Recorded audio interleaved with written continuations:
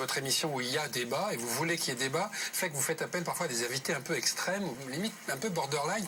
Par exemple, la semaine dernière, Frigide Barjot, en catholique militante, limite hystérique, qui coupait la parole à tout le monde, y compris à Jacques Duquesne ou à Emmanuel Leroy-Ladurie.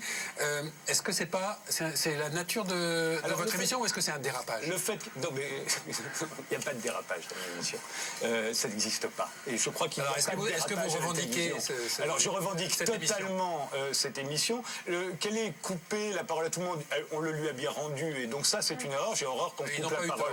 Voilà, j'aime pas du tout qu'on coupe la parole, et dans mon émission, tout le monde peut finir sa phrase, même Mathieu Kassovitz, je dis ça pour Renaud Revel.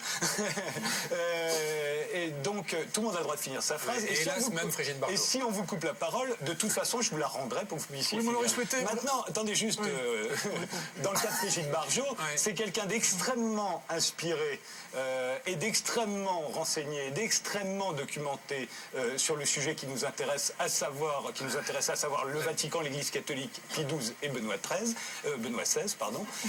Donc, elle était parfaitement justifiée dans son rôle. Elle s'y est montrée excellente, en ce qui me concerne. Qu'elle ait coupé la parole, c'était dans le feu de l'action, de la passion, et encore une fois, Jacques Duquesne l'a fait aussi, et il n'en a pas souffert, et on a très bien compris ce qui séparait Frigide Barjot et Jacques Duquesne, c'est ce qui m'apporte, c'est que dans cette émission, on ne sait jamais, moi je ne dis jamais qui a raison et qui a tort. C'est ce qu'on vous reproche aussi, c'est ce qu'on vous a reproché à propos de Mathieu Kassovitz, que vous ne faisiez pas la balance.